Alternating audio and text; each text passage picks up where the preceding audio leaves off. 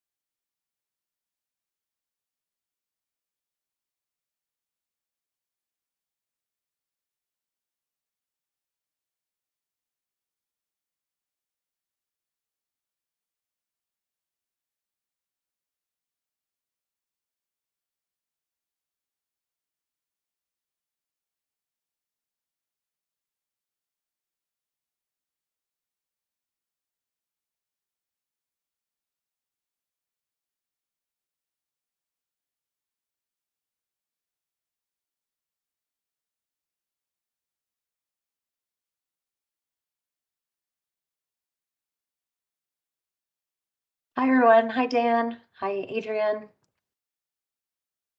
Good to see some faces. Thanks for inviting all of us. Yeah, no problem. Thanks for being here. And I have a fun way for you to give us our input as you go through.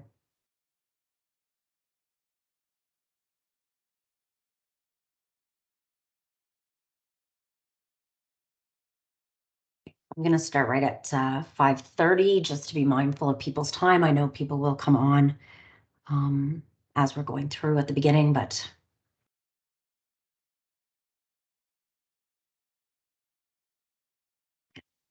welcome, everyone.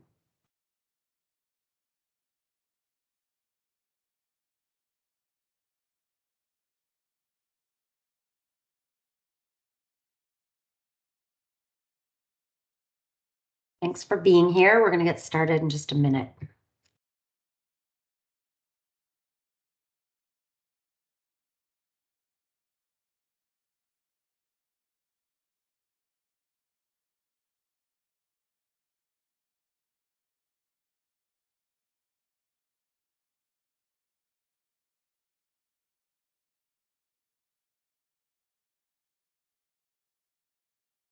Okay, great to see some people coming on. I know a few others will join us as we get started, but maybe I will kick off here today. Thank you for being here. I'm Lisa Porter. I'm the Executive Director of WeSpark Health Institute, and Karen Metcalf is joining us, and she'll be putting some things in the chat as we go along.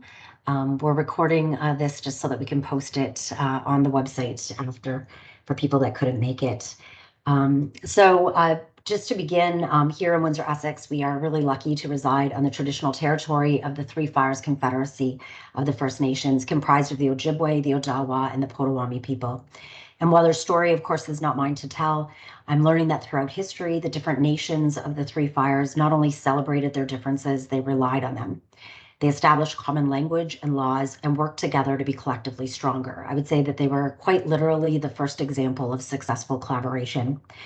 And as our nation's just really slowly acknowledging the richness, importance, and the tragedy that's buried in our lands, I'm becoming increasingly aware that we not only have a lot to learn about the First Nation people, but we have a lot to learn from them. And that not only involves listening and learning, but it involves being vocal and putting pen to paper to let the government know that we support active steps towards reconciliation. So as a collective group of WeSpark researchers, we need to constantly think of actionable ways that we can support reconciliation. And while I don't have all the answers, I think we can start by following the direction of the Three Fires Confederacy, by embracing each other's differences, working together to become a stronger, better future that supports the health and health care for all people. So thanks for being here. Over the next 45 minutes, I'm going to highlight some of our progress in year 3 as a health institute, and I'm going to highlight how our focus will shift in year 4. And throughout, I'm going to give you some exciting spotlights of what to expect throughout year 4. I acknowledge that many people have meeting fatigues at the end of the day, so I'm really going to be mindful of keeping this on track. Everything that I'm going to cover has been built because of the input of people like you. So we hope that we can continue to depend on your voice to grow and evolve our health research landscape here as a region, to gather your input, ideas, and determine how we can better evolve to support you. We do have an interactive survey that's going to gather your thoughts as I go through. I'm going to tell you a little bit about that in a few slides. So if you have a phone or even a second screen handy, that might help you being able to put in the input that you want. Also, please put any questions into the chat, and I do have time, I think, at the end to go back and address them. So I always start out with the why, and the why is what gets me up in the morning, and certainly many of you on the line as well. And those are the values that health research brings to our region and beyond. Health research drives discovery and provides solutions. It improves efficiency, trains our next generation, grows our economy. It improves our healthcare outcomes and supports wellness. And there's research to show that patients treated at institutions that have active health research live longer. And so I think that alone is a reason for us to grow health research here in Windsor-Essex. WeSpark formed officially in May 2019 with our formal launch right before everything shut down, March 2020, with a vision of a thriving, engaged research community driving advancements in health right here in Windsor-Essex. Our mission is to enhance the health, well-being, and care of people through transformative research and knowledge translation. And here at WeSpark, we hold accountability and sustainability as a priority. We aim to achieve excellence, to support innovation, and to value collaboration. We're structured around our 5 strategic priorities, and that's how I'm going to move through the talk here today: to build effective and efficient organization, to create a dynamic research environment that enables, supports, and promotes research excellence, to translate and transfer information that inspires and drives change, to secure the resources and build capacity that WeSpark needs to achieve its vision, and to enhance the understanding and build trust within our community through engagement. We are really proud to be supported by the 4 prominent leaders in health education and care here in Windsor-Essex, each bringing a unique piece to the health research ecosystem. So Hotel de Grace Healthcare, which is a community-based hospital that's a powerhouse for patient-centered value-based care. They use research to provide care in new ways to improve access to treatment and patient experience. St. Clair College is home to one of the largest health sciences programs in the province, and they use research to provide students with work-ready skills that forge connections with our community partners. Windsor Regional Hospital is the 11th largest acute care hospital in the province, and they've made great strides towards becoming an academic health system that supports cutting-edge research, education, and care across a wide range of disciplines. And the University of Windsor with health research expertise and strengths in every faculty across campus. We're also supported by an amazing community with many regional partners who have all shaped our path to date and remain critical for our success. So right here, if you've looked at our impact report, is a snapshot of our success in year 3. We saw our general membership grow. We've seen an increase in funding. We've hosted many events. We've grown our core membership.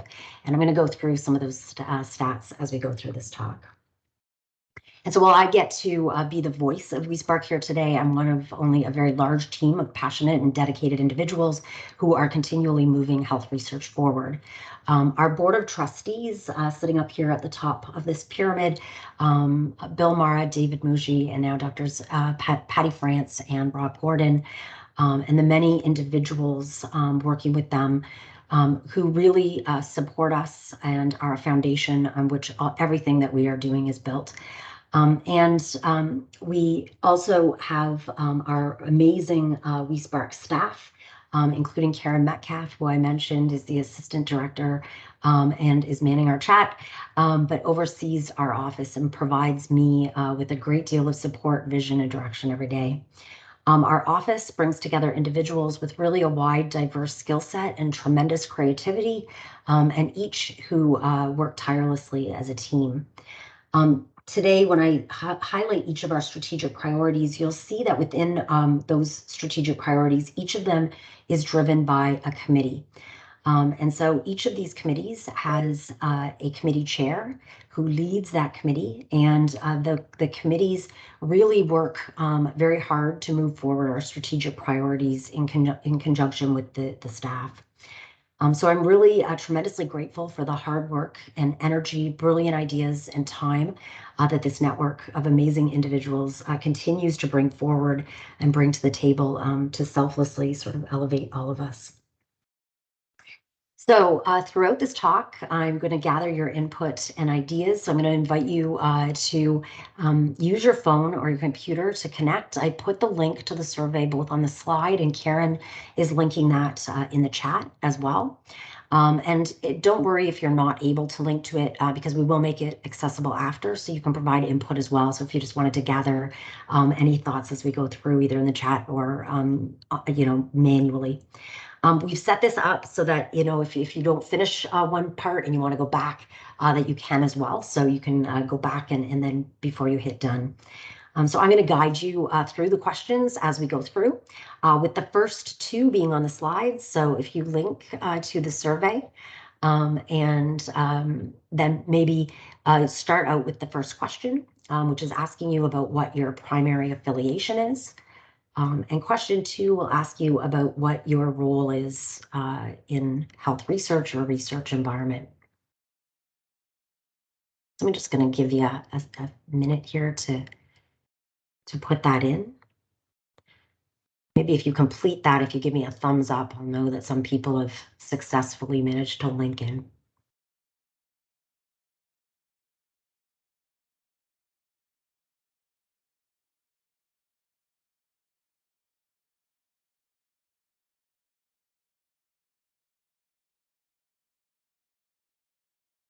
All right, I see a thumb. Okay, starting to see some thumbs.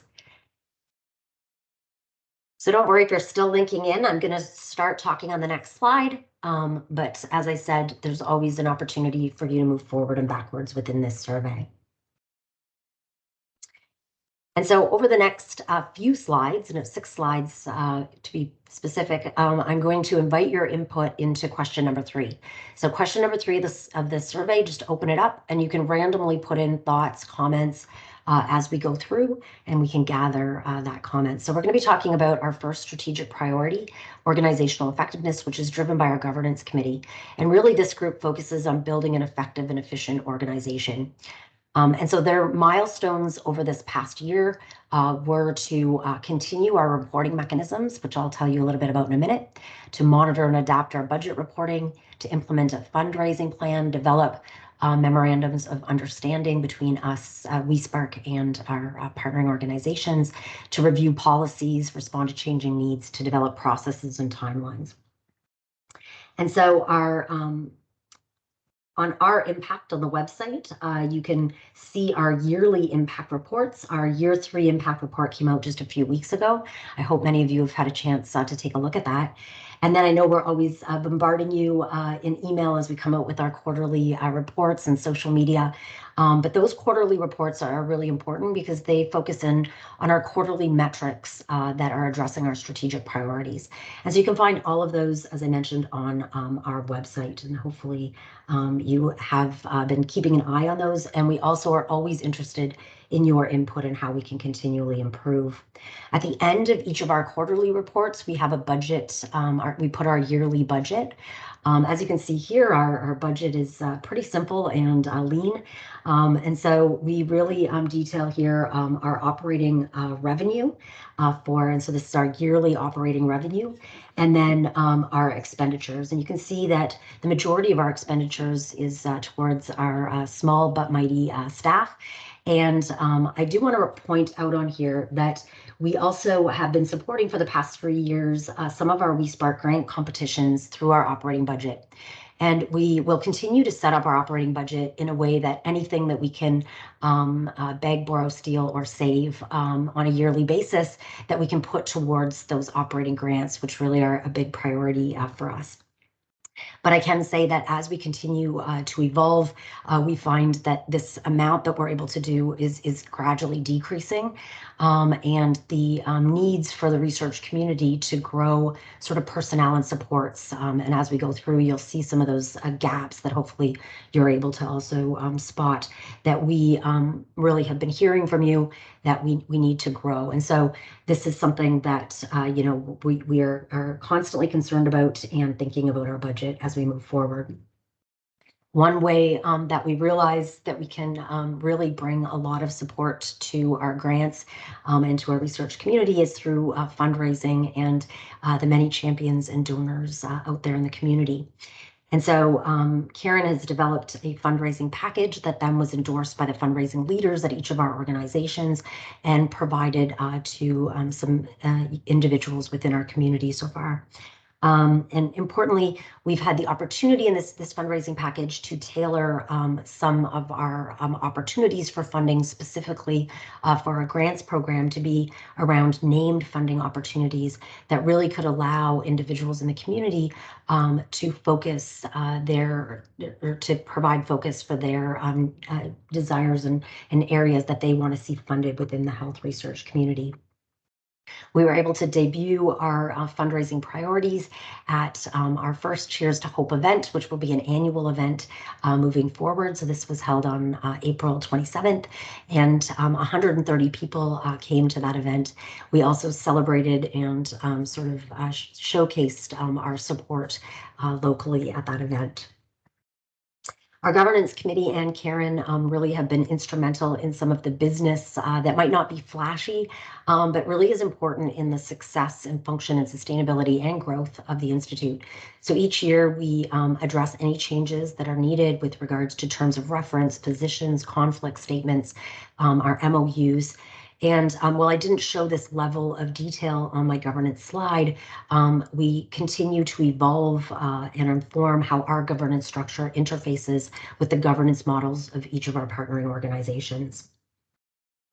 Karen has outlined a plan for our environmental scan and consultation process that will inform our next strategic plan. And this is coming up really quickly. So our yearly town halls like this one and the input that you're giving me here today is one of the many important meetings that we have planned over the next year. And really the input that you're giving us today will directly inform some of the pieces of our strategic planning process in 2023. We aim to have our detailed final strategy by December 2023, with our public dissemination of that happening spring 2024. And while I know everybody's busy, please, we're always looking for ways to synergize with efforts that are happening in our partnering organizations here locally. Please watch out for emails from us asking for feedback and event participation.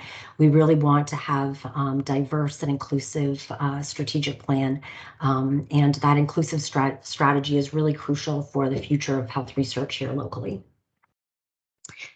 So looking forward, so this your input, that was the end of the input for organizational effectiveness. And then this slide is really focusing on what we're going to be doing and what the committee has identified as the top milestones moving forward to year 4. So I invite you to move to question 4 in the survey, which will just give you any general thoughts or concerns as I outline these milestones. And so those milestones are to continue our quarterly tracking mechanisms. We think that this is really successful.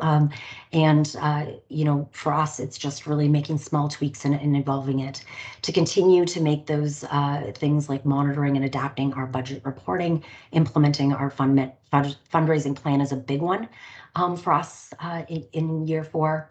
Developing MOUs as needed, reviewing those terms. These are kind of the business piece that we will continue, and implementing our next strategic planning cycle. So really the fundraising plan and implementing our next strategic planning cycle are 2 big ones for us moving forward that we've identified. But also what I want you to do now is move to question 5. Where we ask you what are the sort of the top 2 of these that you would identify as your top priorities, or are there any missing priorities that you could see with regards to building and maintaining an effective and efficient organization? Just a second for that one. I could just see a thumb up if someone's finished that. I'll look to see to make sure I'm not going too quickly.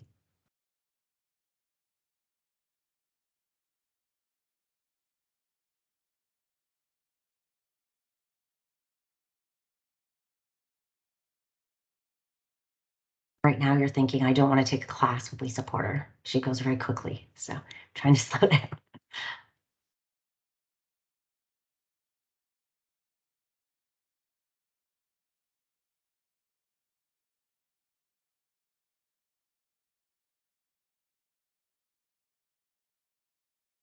And I see some thumbs coming up.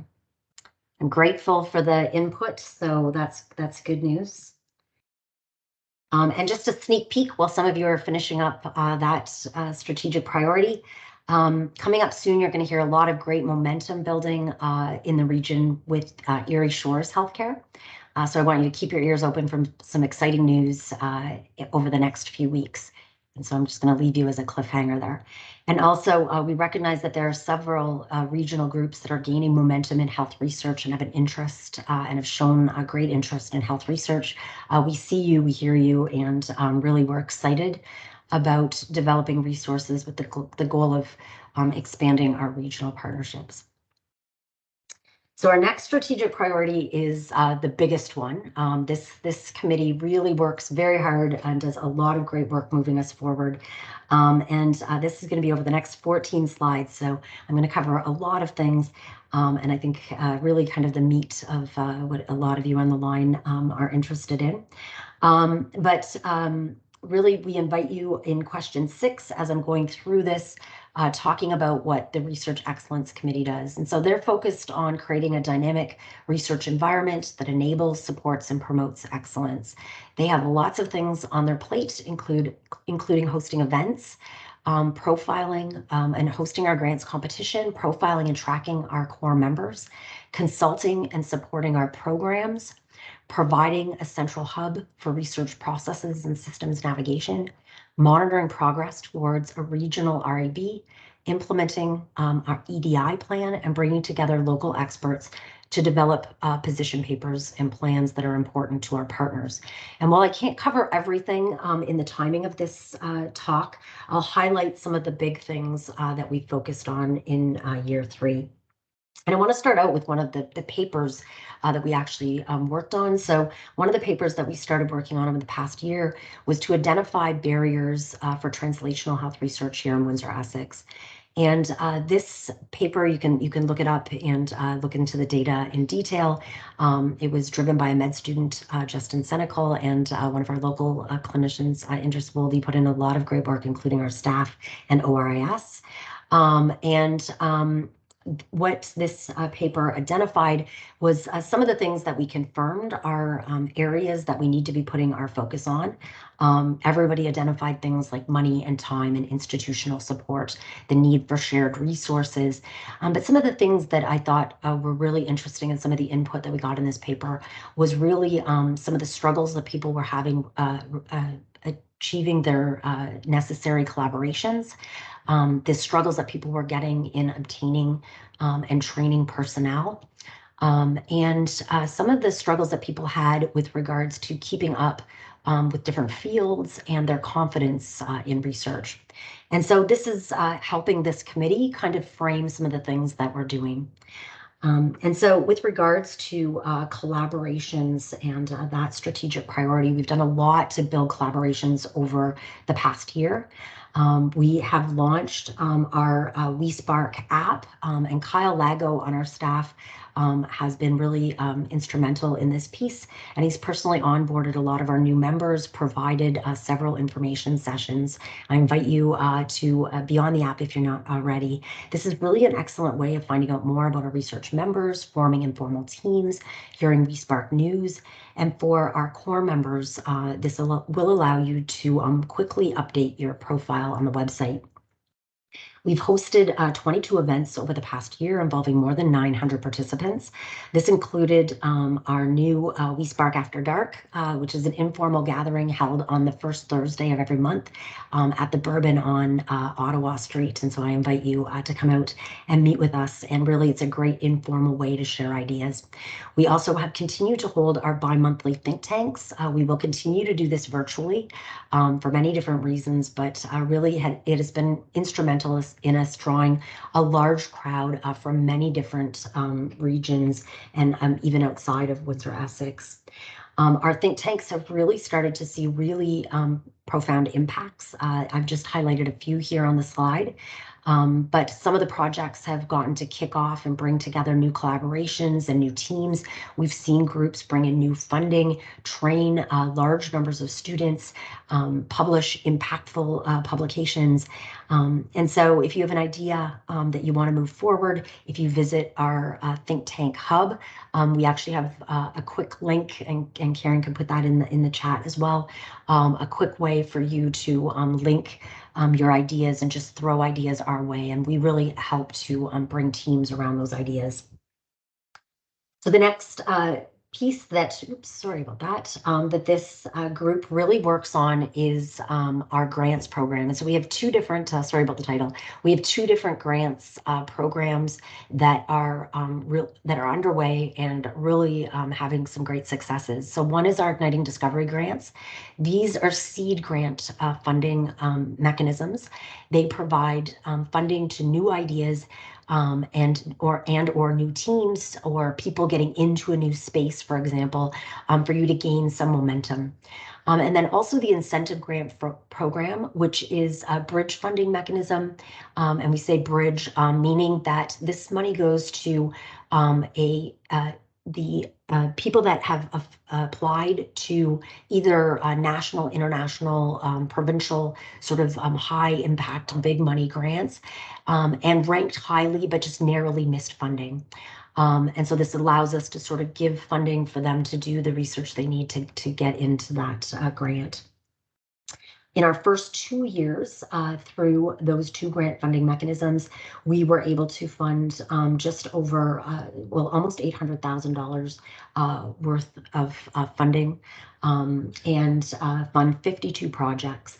And we're starting to collect the metrics for that funding. So in those first 2 years, that money has already rolled into over $2 million in national funding, as well as a number of other metrics that is really amazing. So I think people have really been driving those grants and bringing a lot of momentum to our research ecosystem. Something else that we've done in year 3 is continue to formalize our grant program process. And so now we have a formal process where our grants programs are launched. The email goes out in February. The letters of intent are due in March. The full applications are due in May. And then we bring external peer review around those grants in June. We have formalized 3 different manuals, an admin manual, a reviewer manual, and an applicant manual. We have now we bring in external peer reviewers, and we have a formal onboarding process for our peer reviewers. We also do we've kept in the last mechanism a couple of our arm's length local reviewers and some of our ECRs to give our ECRs some experience in grant review. And so really, I think that this is an amazing process. It's something that we're super proud of. And in September this year, we announced another 14 grants that we were able to fund with nearly $300,000 in funding. And that brought in a number of collaborations and the number of trainees, et cetera, on these grants really is impressive. And we thank the funders for those grants where in addition to the money that we were able to put forward from WeSpark, we had that, we brought in funding from the Windsor Cancer Center Foundation, who have really been a steadfast champion for local cancer research through their Seeds for Hope program. We also want to thank the WeSpark Cancer Research Group, who have been directing their donations to the grants program for the past two grants competitions, and to the University of Windsor, the Office of the VPRI, and a number of our faculties who matched the funding by WeSpark to support their researchers. So towards the goal of increasing the presence of our researchers in the local community and the connections that we're able to do with this, we continue to evolve our website in how we profile our researchers. We also have now put into our website a sortable function by organization. And this was just hearing from some of our partners that they wanted to be able to quickly look and see, who from St. Clair is on the different levels of membership. Our levels of membership, we have something different for everybody in our membership. And so for those that don't know, our core researchers are researchers within our four partnering organizations, with the core principal members being people that hold either national, international funding, or are driving health funding, I should say, or are driving independent investigator-driven clinical trials. We also have a large group of, and the reason for having these core principal members is that these are the members that we're going to highlight some of our metrics from. Just because we have such a huge membership, it's hard for us to gather at this point all of our metrics that we want to collect. And so we focus on some of the core members as gathering some of our metrics, but also one of the metrics that we want to collect is the number of core members that we have. And so just our associate core members are people who really want to get those large national and international funding. And one of the things you can see here on the slide is our growth in overall membership, which has grown dramatically, including affiliated researchers, which are researchers from outside of our partnership, students, and our local membership and champions. But also the growth of our core members, so people holding those large national, international, or driving clinical trials. So we've seen a growth in that membership as well. And so you can see here some of the metrics that we collect from our core principal members, including the number of papers. So this is just their year 3 successes. Our core members brought in almost 15 million in external grant funding. They published 120 peer-reviewed publications, books, chapters, a number of collaborations, talks, presentations, grants, trainees, and over 3,000 patients and participants coming up, being involved in our research. So I think those are really some impressive metrics, and I would say an underestimation of what's happening in health research, because that's not even including really the bulk of researchers that we do support and are equally proud of. And so one of the other things that we've done through this committee is to start thinking about different areas of research growth. And so in year 3, one of the things we did was highlight one of our groups and implement a way of formally moving forward as a WeSpark program. And so WCRG, or the Windsor Cancer Research Group, was our first program. And in fact, WeSpark kind of grew, the image of WeSpark grew out of WCRG initially. And so one of the things we did in this past year was to formalize them under WeSpark.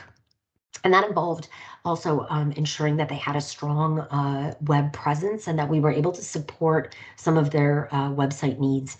And so I invite you to go and see how we were able to support the WCRG on our website. And we look forward to being able to kind of grow some of the other areas of research, health research strength here locally on our website and through some of the community outreach, et cetera, that we're able to support. Another thing that this committee does is form a hub for research navigation. So we continue to evolve the tools that we have at this part of our website. And so you can look at the tools that we have. This is a snapshot of some of them. It's under tools for our researchers on the website. You can see here things like a research registry. So if you have a study that needs participants in the public, for example, you can highlight it there, and then we're able to provide a web presence and a place for you to link that study. We also can support through our website some of the metrics that you need, and we can talk more about that.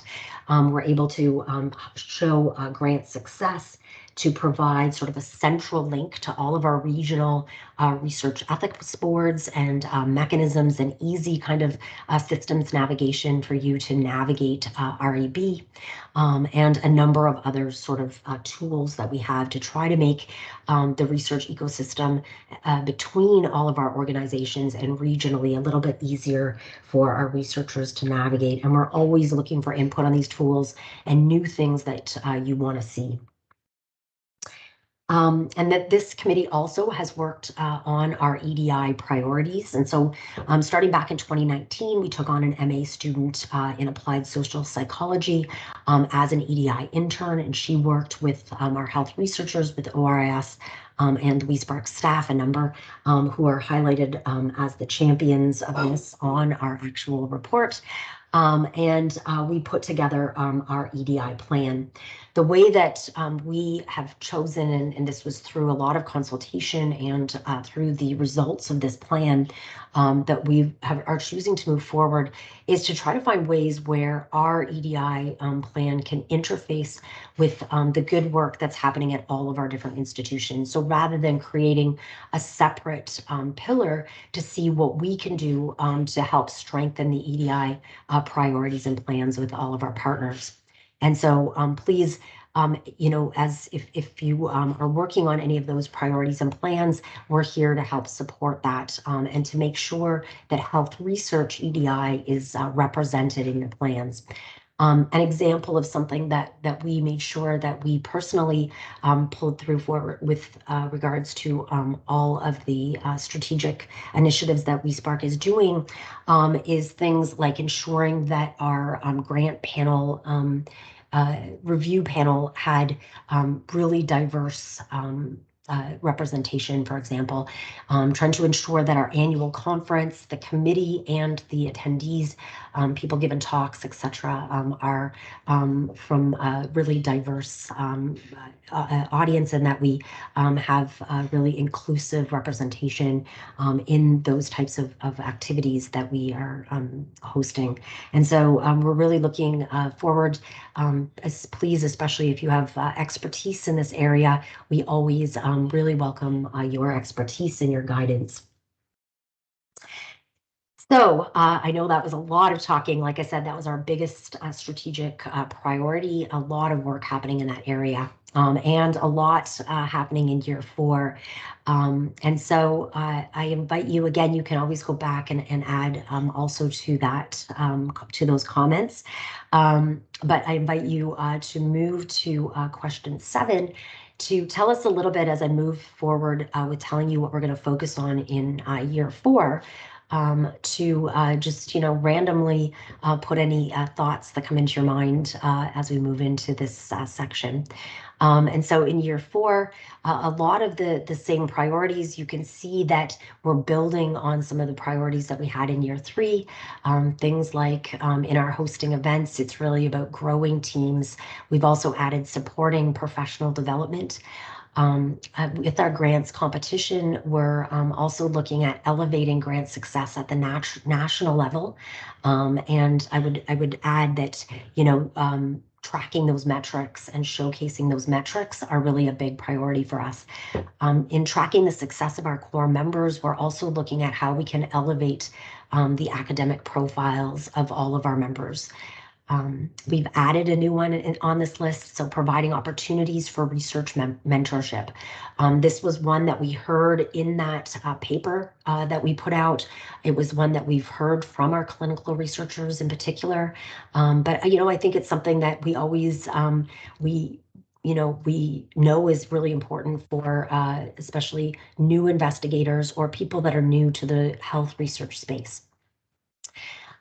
We also are continuing to consult, but we've highlighted growing our WeSpark programs and areas of health research expertise. And so this is something that we're looking at engaging with all of you on. And then we are continuing the hub for research processes, looking at how we can continue to expand that, monitoring the progress towards regional REB. This is one that has been, something that people have said is important for some time, but has not as of yet gained momentum, but something that we know is important and is on the agenda. And we really want to continue to move forward and put this as a priority. Providing support for external peer review. This is something that we've heard from our researchers as a really important piece, where when they get those reviews back, that this has been instrumental in some people taking their grants to the next level. And so we're looking at, and in the past, what we've done is been able to give $100 to those external peer review. And really, it's a small amount of money if it's something that's going to get you the type of input that you need to get your program to the next level. Continuing to evolve our EDI plan, and then we're always looking for ideas and sort of the support to help move some papers that can advocate for change forward. And so while you're moving to that next question, which is really saying, which of these strategic priorities, and I know there's a lot of them, which ones are most important to you? Are we missing any with regards to that strategic priority? I'll tell you a sneak peek, and that is about our health research conference on November 11th and 12th. And so I hope many of you are coming to the conference already. And while abstracts have closed, there's still an opportunity for you to attend. And so please, we keep the attendance and ability to sign up open almost to the very, last minute that we can with regards to informing the venue of the food needs, etc. And so please highlight this on your calendar. I'm really excited about that. I'm going to talk a little bit about this one while you're finishing up, but as you're finishing up, please give me a thumbs up. But just to say a little bit about our health research conference, really exciting to me is we have in our sort of community piece, we have a community snapshot from a nurse who served in Afghanistan because it's November 11th. So she's going to tell us a little bit about her journey as a healthcare practitioner working in Afghanistan, during after 9/11 and being a woman healthcare person over in Afghanistan. And now she shifted her healthcare priorities after suffering really bad PTSD to supporting the Indigenous communities. So I think we've got a number of really cool, interesting things that and just really amazing people that are going to be presenting. So I hope a number of you will come. Lots of input going into the survey, I think. Yeah, if I could see a thumb if you've completed. All right, there's a few people that are completed. So I'm going to move on to knowledge translation. Realize that I'm keeping you busy. Hopefully no one's broken out into a sweat yet. Knowledge Translation Committee is really looking at, and this priority is about translating research information to inspire and drive change. And last year we had a number of important milestones. Question 9 is going to be that open-ended question for you to provide us with input as I move through the next few slides. This one is really, our committee provides a lot of input, but the staff does a lot in driving this piece forward. The milestones are about supporting and growing our student research network, expanding, promoting, and updating our health research resource hub, expanding our knowledge translation toolkit, including tools for commercialization and increasing awareness to the community, supporting student experiential learning and novel training opportunities in health research, and developing a plan for increasing engagement with industry and community partners. And so just some of the highlights from year 3. Ryan Palazzolo on our staff has formalized a student volunteer process, including a portal that accepts volunteer applications and requests, and also the needs from our researchers. So you can put in an application to say, I need a volunteer to help me on this. The beauty of it is that he oversees the student network. He provides some guided training opportunities and really helps with some support. And so in year 3, we had 54 students in our network. This supported students at all levels of training, from undergraduates to medical students to graduate students, and was from a wide range of disciplines across all of our partnerships. Ryan also did a really good job in trying to get some paid opportunities for these students. And you can see he brought in $30,000 to support those students. So congratulations to you, Ryan. With our translation resources, we have on our website our health resource hub that has many different areas of health. And this started with COVID, where we heard from our researchers, from our community, that there was a variety of different resources out there. And so could we just be a central place on our website to host all of those? And so a number of our resources are also giving sort of additional impact to our partners' resources, public health, for example, regional partners.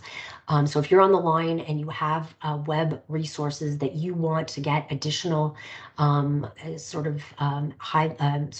coverage for, please let us know. You can see a number of the sort of topics that we already have highlighted here, and I hope you'll visit them and see the type of work that's gone into these.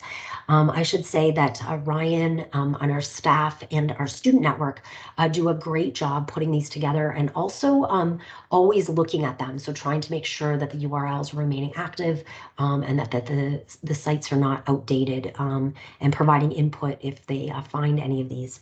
And so that's a great resource. And also we're highlighting those resources through our community outreach and web media and etc., social media. With regards to novel program opportunities, WeSpark has really been driving the vision for a training program in translational health research for a number of years.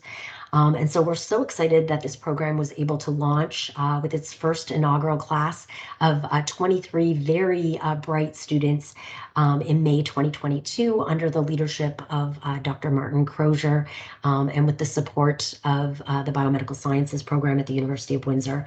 So Martin connects regularly with our WeSpark staff and what we call the operational table, which also has research leaders from all of our partnerships. So they meet regularly to ensure that this program is connected to all of those recent regional developments. We also have a part-time staff member who is the Medical Student Research Associate, Dr. Devinder Gill, who is really a very amazing staff member who has, she's supported in part by WeSpark, but also in collaboration with ORIS and with the Schulich School of Medicine. And so what she really is focusing on is the SWARP program, which is a grant program that goes to medical students to work on local health research projects. And that can be at any of our partnering organizations. She's really done a great job at formalizing that program, onboarding students. So she has, 23 students are supported through the SWARP program. She's onboarded 40 medical students to local research projects. And while a number of those are at our clinical sites, we also have some of these students that are also at the University of Windsor. And I think there's great opportunity for these students to also be involved in some of the things going on at St. Clair College. She's developed a number of events and toolkits to aid in the ease of this program. These toolkits have also helped our researchers access clinical research expertise. and for our clinical researchers to navigate some of the systems. So thank you to Devinder. She's done really an amazing job. Also on staff, Chris Fletcher, who's an MBA and graduate of the University of Windsor and a really bright and savvy guy. And so Chris started as an intern with us and now is on as part-time staff. And he's been working with our hospital partners as well as with ORIS and with WeSpark to identify strategic priorities for commercialization and industrial partnerships. And really is providing a lot of recommendations and next steps. And I should say that he also has done a really great job in an environmental scan and looking at how other organizations structure things like core facilities, data management, looking sort of widely at how some of these things are being augmented, supported, and ideas for sustainability. And so I think he brings a lot of great expertise to us.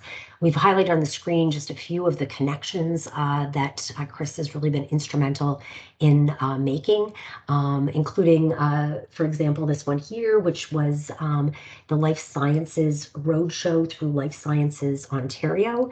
And Life Sciences Ontario, which recently had this roadshow that was to highlight some of the biotech and commercialization opportunities in Ontario. And they kicked it off this year with Windsor being sort of the area that they highlighted. And that was all through the hard work of Chris Fletcher. And so thank you, Chris.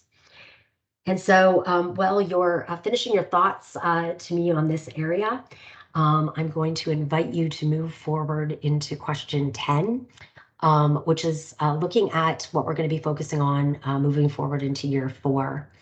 And so in year 4, again, with the focus of how we're translating our research to inspire and drive change, the committee and the staff have really said that, one of the things we want to do is kind of evolve. And you can see how I've highlighted some of the things we're evolving on our existing progress. So really expanding our student network, expanding and streamlining the health research resource hub. So how we're integrating with existing areas of strength.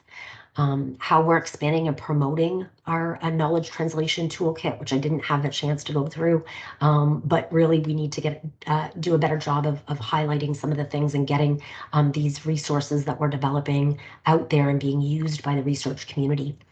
And then thinking about novel training opportunities. We have a number of great ideas that people have out there. And so, in year 4, what can we do to support new novel training opportunities? And I think there's some really exciting new things coming down the pipe. For example, the exciting news that we heard with public health. And I think this offers really some great opportunities. And I'm sure a number of you have great ideas in your head. So please jot those down for us. And developing and implementing a plan for increasing engagement with industry and commercialization partners. This is a big one that we've heard from St. Clair College for a number of years, and really we want to continue to evolve. And as you're putting your top picks on slide 11 from those strategic priorities, I'm going to give you the sneak peek. Chris Fletcher has been working on what he calls an Innovation Ambassadors Program. And so please keep an eye for the launch of this program. It really is going to be exciting and highlighting some of the ideas and innovative things that are happening in our region. Also, he's working in partnership with Invest Windsor Essex to develop an industry collision event. Love that idea of a collision event that can bring together people of diverse experience. And also he's working with WeTech and MedHealth to develop a healthcare hackathon. So we all know that WeTech and MedHealth are really experts at these hackathons. And so WeSpark thought we'll try our hand at working with them to do a health research and care one as we move forward. And so just as you finish up those priorities, I know I'm going to run out of time for questions. So please, I see some thumbs, so that's great. So our next one is relatively short, so hopefully I'll have a few minutes for questions. But again, if I don't, I will reach out to you. And so community engagement, this committee is focused on enhancing understanding and building trust within our community, a really important one. And we have, we've got two priorities left, but we have Emily Espinoza on here today, who's really been key and helpful on our staff in moving this priority forward. And so this has involved in increasing engagement on all of our social media platforms, launching an Ask the Expert series to support health research questions of our community, broadening community understanding of what we're doing, and continuing to evolve our website capacity and reach. And really, our website is very powerful in the things that we can do. And so in this one slide snapshot, you can see in year 3 what our increase in engagements, in followers, in the number of times that we've 87 times we've been in the mainstream, our number of newsletter engagements, our number of website visits. And so really, and we have a community connector that goes out several times a year that engages the public in what we're doing with regards to health research. And so if you're not already following us, please follow us. And if you have ideas of social media, you can see on this slide here that Emily has really done a fabulous job in thinking of really innovative and cool ways that we can use social media. Things like highlighting research projects and content, spotlighting some of our student volunteers, spotlighting some of the value of health research to our community. I invite you to look at that research video that she's put in social media as well. We also have an Engage program, which is a program that includes community members in our research efforts. And our staff has really been working hard on this program. We've heard from a number of funding agencies that this is something that they want to see. They want to see community and patient advocates involved in research. So we've been formally launching this program. They've done it in a really great way to include a number of streams that could range in the involvement and commitment of the community to allow different types of community members to participate in the level and the amount that they're able to and that they're interested in. Under that umbrella, we're launching a number of our different programs, but including Ambassadors of Hope, which is really highlighting some of these amazing people in our community who already do so much for us. And our Ask the Expert series, which is really then saying from the community, what experts do you want to hear about? What kind of questions are most pressing from you? So these are the kinds of ideas that they've been focusing around. And so I invite you to go to question 13 as I tell you a little bit about what we're going to be focusing on in this area in year 4. So in year 4, we're going to continue to do all of the great things that this committee has been focusing on, but really trying to focus on building up and profiling WeSpark a little bit more in our community engagement events, showcasing facilities and projects a little bit more, digging into some of the actual meat of the research a bit more, which we have a number of undergrad programs, for example, that are helping us refine that message because all of our researchers are busy, I realize, and clinicians are busy. Maintaining our social engagement, but refining that messaging to some target audiences that we might not have been able to reach in the past. And so if you have ideas for this as well, please put those in the chat or into the survey. And broadening community understanding of WeSpark, evolving our website capacities, and implementing that Engage program and growing it. And so I'll invite you to go to question 13 to say which of these priorities is most important to you as I talk about one of the sneak peeks. So up and coming, and I've seen Kendall Susi on here who's doing some great work in polycystic ovary syndrome. She is going to be one of our upcoming Ask the Experts, and we're going to have a video series that's going to be able to be on social media, I believe, and we're going to be able to really get much more engagement for this Ask the Expert. So thank you, Kendall, for doing this. We're looking forward to seeing that one, and also really excited that our WeSpark team and our Cures students, for example, are out there in the community. They removed their masks only just for this picture, but they really have been amazing students and being really responsible out there in the community They've gotten out, you can see around that picture, a number of the events that they so far have been out there helping. And just last night, Play for a Cure, which was amazing. So thank you to them and to all of our community members that support that. And so moving right along, because I know I'm running out of time because I talk too much, is our building capacity strategic priority. And I would say that this is one that really is a very huge priority, and one that in year 4, as you'll see, is one that's really an area of focus for us. But building capacity is about securing the resources that we need to achieve our mission and our vision. And in year 3, it was about supporting and expanding the use of data sharing platforms for our researchers, facilitating a joint funding plan for large infrastructure grants, exploring and involving infrastructure planning and a capital plan, and implementing the Nucleus plan. And so our Nucleus plan, just as a snapshot in the next 3 slides, so if you can go to that next question. Our Nucleus plan, Nucleus is an acronym that stands for Network of Core Labs Enabling Solutions. And the goal of this and the idea was for us to start bringing core facilities, more advocacy for the importance of research infrastructure, the types of research infrastructure that we will need to try to find gaps in research infrastructure and needs and be able to profile that and be able to prioritize grant funding, et cetera, that we're moving forward to. So really the plan was, to start bringing, consolidating researchers together and enabling multidisciplinary teams to try to think about, what can we do to try to optimize our resources, find efficiencies, and bring together and consolidate the things that we're doing. And so a lot of great ideas within WeSpark. We've been able to identify some key people who really want to move this one forward. I can say that Adriana Grande on our staff really helped to start moving this one forward. And then now Chris Ink-Fletcher is really helping us move this forward as well, in conjunction with a number of researchers, ORIS, our associate deans of research and a number of people throughout the community.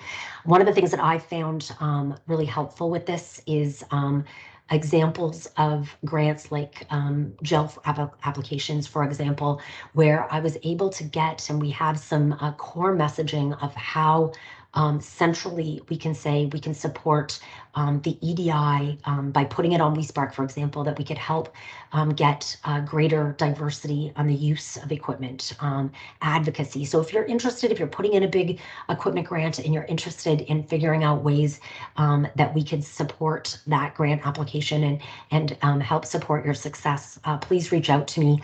I could go on for a full hour about the impacts of this and the things that are happening. Another really important one, which in a minute is not going to be enough to give full recognition to this, is data management and training. And so one of the things we heard very early on with WeSpark was that we needed a centralized place to put health research data to start to organize it. And recently with the cyber attack, we realized the true importance of us making sure that we have a concrete, very rigid plan on how this is implemented, overseen, etc. And so thankfully, with the support of ITS and the University of Windsor, they've done a lot of great work. Implementing REDCap out of the gate was a lot of work, a lot of personnel support. WeSpark, through Kyle Lago, was able to help educate, support the training. He's now got student researchers who are supported and trained on REDCap, allowed members to get back up on these projects. And so we have 161 active users that were on and active in year 3, a number of projects, 84 projects, a number of projects that were launched in year 3 new. And so you can see the capacity for REDCap. We even have greater capacity to grow this. And so this really is a huge priority for us. And sorry, I realize that I'm out of time and I'm just going to go a smidge over. I got 3 slides left. But I will invite you to go to questions 16 and 17 to tell us which of these are the most important to you. And even just to put in your name and email address if you want me to reach out to really talk to you in more depth about this piece, which I know is a big one.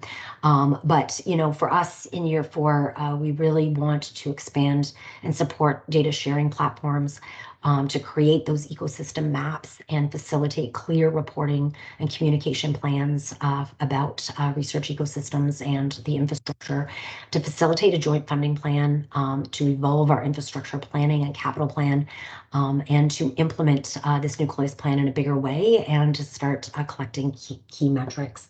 And as you're finishing up that piece, I'm asking a lot for you. As a sneak peek, I mean, we have a lot going on.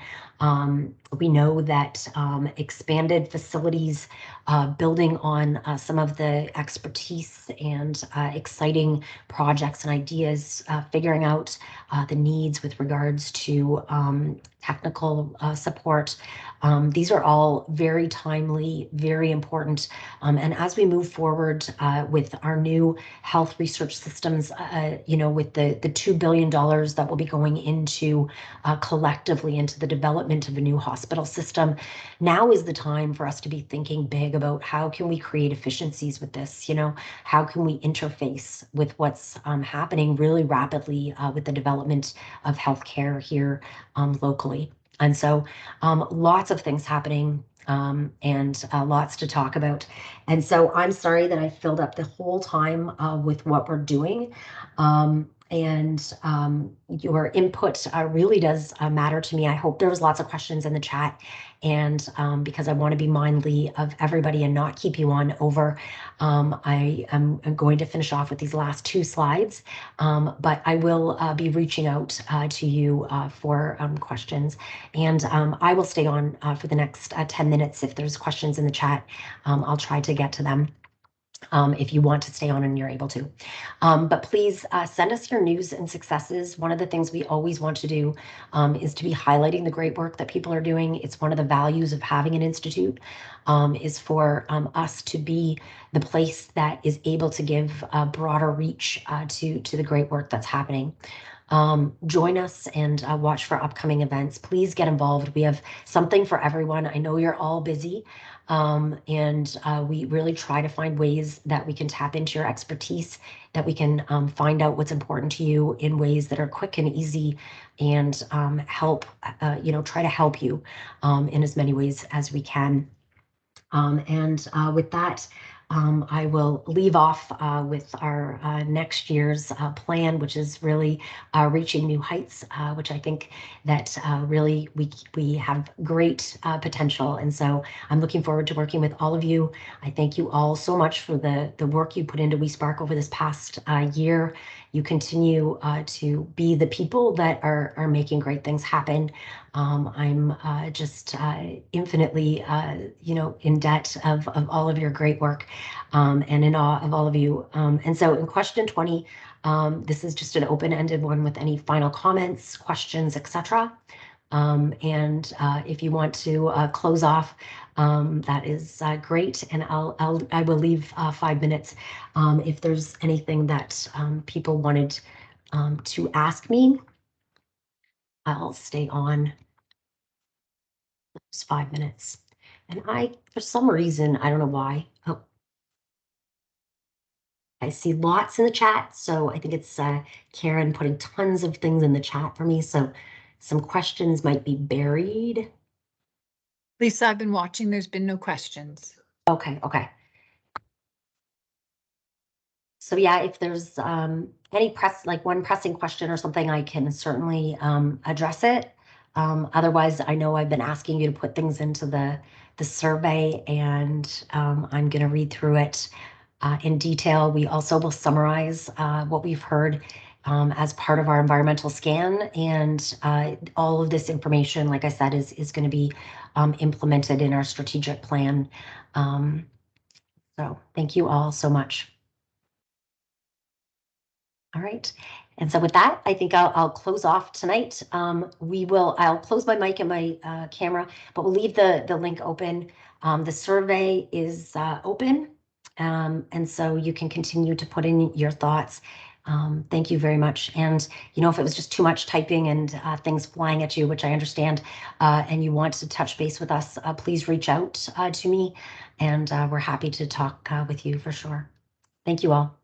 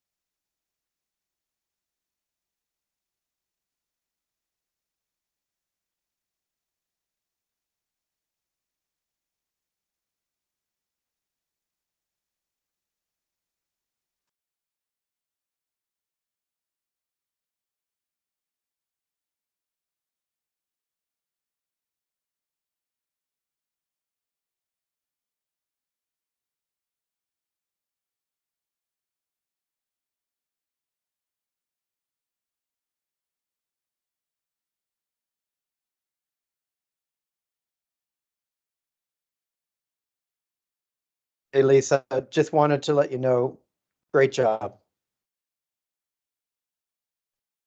Oh, thanks, Chris. Thanks very much. Thank you all. Not a problem. Were you able to follow the survey? I didn't do the survey myself. That kind of plays a weird role for me in Okay. two yeah, to three yeah, different levels. But I no, the survey I think went very, very well. And I think the other is you can always pass it back to people through a series of links later on, just for those who couldn't follow through.